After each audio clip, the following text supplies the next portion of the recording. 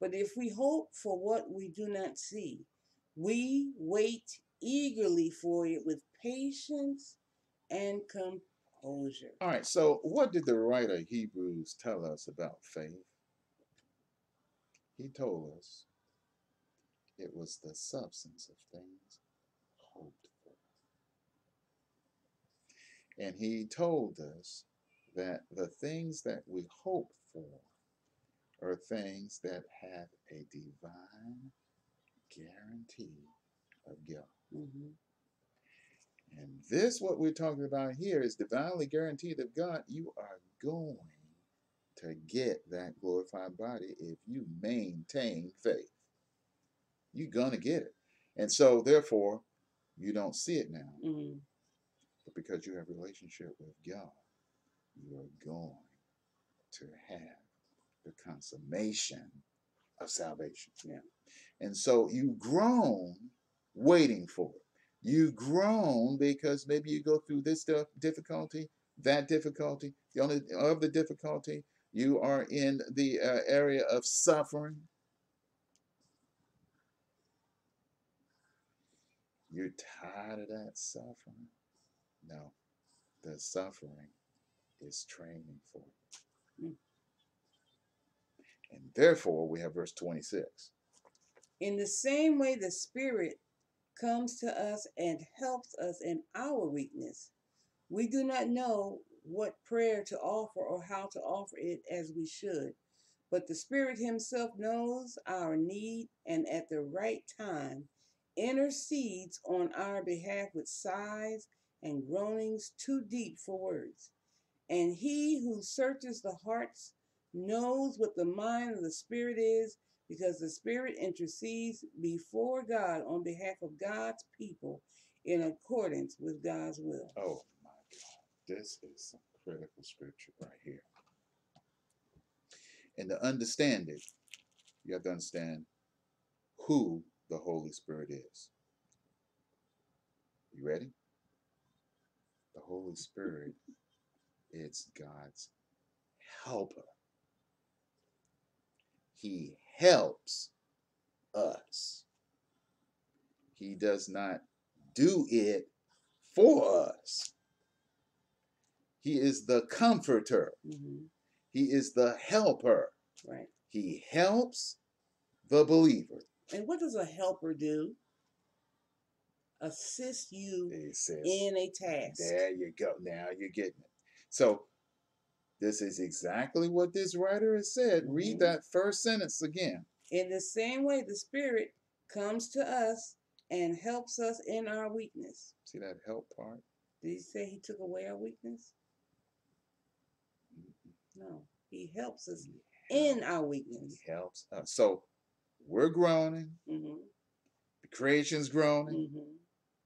The Holy Spirit comes and helps us in our groaning. And read the rest of it.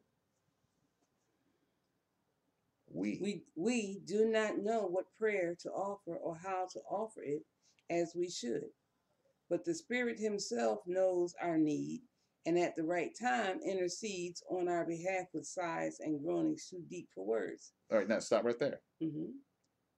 If we're not praying, how can He help? We got to be praying before the Holy Spirit comes along and helps us.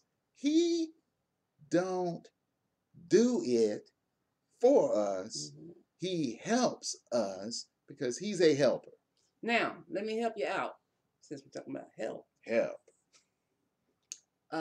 You married folk out there, I'm talking to y'all. Maybe you not married people. Y'all can listen in, but be quiet. Okay. So listen. A wife, which I am a help to my husband. Now, why am I a help to my husband? Because he's doing something.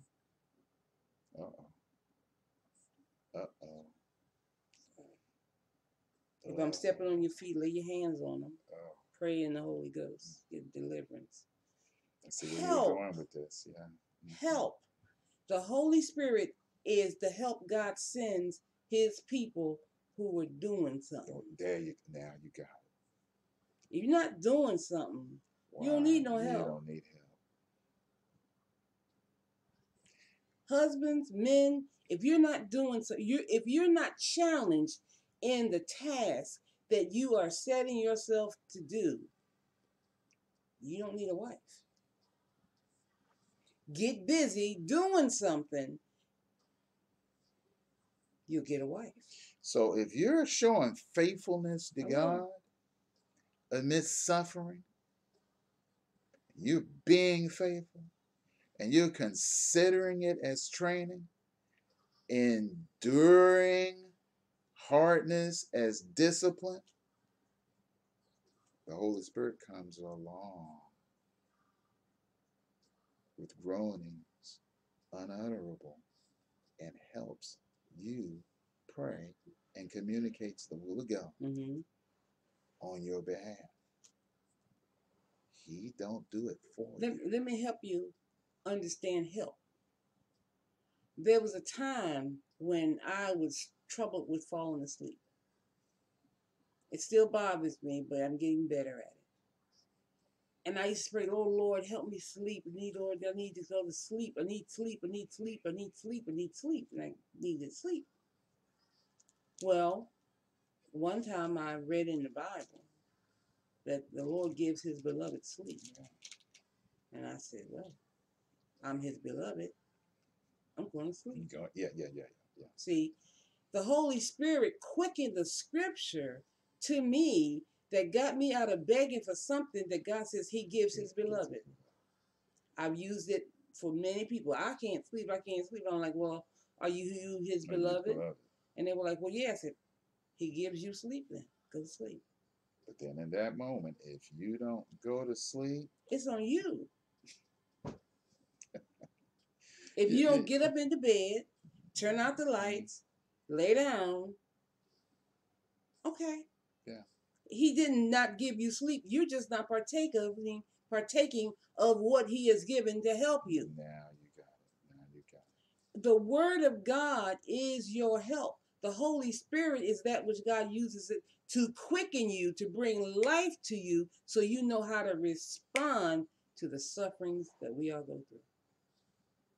If you can't sleep, that's a suffering, because God created these bodies to rest.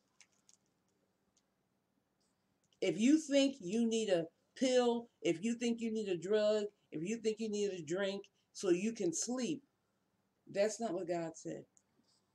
Yeah, just get a revelation of who the Holy Spirit is, and then you'll understand these verses that we're read right here in verse 26 and 27. People get the idea that the Holy Spirit does everything for the saint. Look,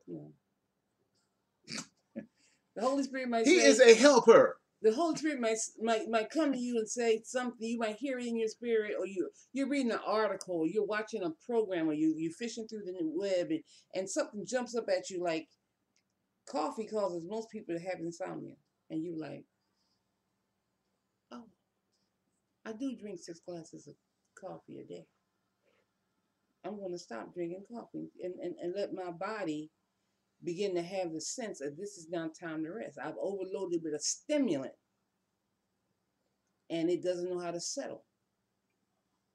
And you're drinking coffee because you're not sleeping, because you're sleepy, because you drink coffee. So you have to give heed to those promptings, those little somethings out of nowhere. Some little, just your help is not afar off. It's in your very breath. Yeah. It's in your mouth. Yeah. And notice what it says here about what the Holy Spirit does here. You go down here, verse 26. I should like to have you read the last sentence of verse 26. Just read it. We do not know what prayer to offer or how to offer it as we should.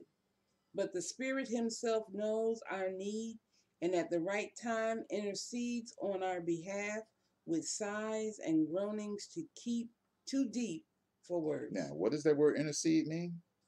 It means to meet with someone. So, interceding, Holy Spirit comes meets with us, and helps us with groanings. Mm-hmm. Notice that word, groanings. Same thing that Sighs. we're doing and the earth is doing. The same thing. Mm-hmm. We're waiting on God to fulfill his promise. And the Holy Spirit helps us in our tribulation in these things. Verse 27, read it again. And he who searches the hearts knows what the mind of the Spirit is, because the Spirit intercedes before God on behalf of God's people in accordance with God's will. Now, you know you can't lose in this. Because if the Holy Spirit comes along and helps you pray with groanings, God the Father sees it, puts it in a bowl, Mm-hmm. and all prayer goes in this bowl. You got to read Revelation on that. And that bowl, God looks at it. Okay, there's a prayer from Cookie. Mm-hmm. Let me look at this prayer right here. The Holy Spirit helped her pray that. Bam, I'm answering it. That's this verse. Mm-hmm. Verse 28. And we know with great confidence that God, who is deeply concerned about us, causes all things to work together as a plan for good to those who love God, to those who are called according to his plan and purpose. Oh my. And we know, we're not guessing, we're not hoping, we're not wishing, we're not bargaining. We know. This is one of the most misunderstood scriptures in the entire Bible, amongst the saints here. I'm going to read my translation on so you can see exactly what I'm saying here. This is what the King James says on verse 28. And we know that all things work together for good to them who love God, to them who are the called according to his purpose. And what generally is misunderstood about this is we got to understand when this verse is written, you got to connect it to all the previous verses we just read. It's not a standalone verse. You don't just pull that out of there without understanding that the creation is groaning, the saints are groaning, the Holy Spirit is groaning. Mm-hmm. We're looking for eternal inheritance. Right. And so everything you go through in terms of the suffering aspect to demonstrate faith is working for your good. Mm-hmm. That's this verse. So for all of you out there that are trying to rebuke suffering, get that suffering away from me. All who are godly in Christ Jesus shall suffer persecution, because in suffering you get to demonstrate your loyalty to God. Mm-hmm. You get to demonstrate your communion with God. You get to demonstrate your fellowship with God. You get to demonstrate faith. Mm-hmm. When you demonstrate faith, you're going to be approved of God, because it's impossible to please God without faith. Right. You got to believe that he is, and that he's a rewarder of those that diligently seek him. And if you're going to be diligently seeking God, you're going to have the Holy Spirit coming along to, watch this, help you. He's the helper.